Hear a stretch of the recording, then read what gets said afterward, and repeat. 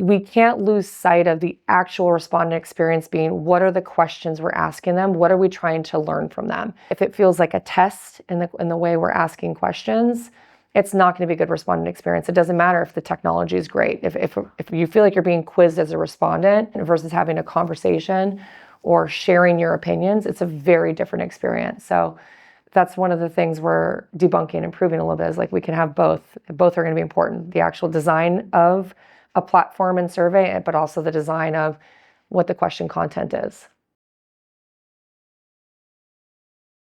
We're fortunate at Waller to have partnerships and relationships with Verisol and Sentry. So our clients and our industry should know that those are incredible tools to do exactly that, to weed out the fraud, weed out the bots, even weed out bad respondent experiences from disengagement. That's great. For what Waller can continue to do is to now be that engine for having access to all the sample sources there are, and having tools that will enable faster surveys, again, through the AI experience, and also now getting to faster insights, which is through auto insights as a way to get our researchers closer to what their recommendations are ultimately going to be for their end clients. Confidence with the respondent experience comes down to, just because the respondent is answering a question and passing all the flags and all the security measures, if the questions aren't clear, the insights won't be clear.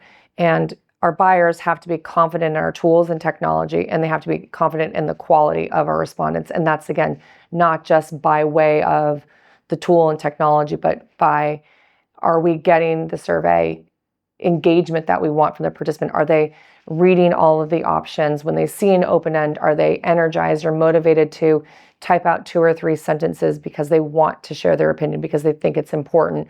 Or are they just trying to quickly move on to the next one? Those are 2 very different experiences with 2 very different outcomes, ultimately, for our clients.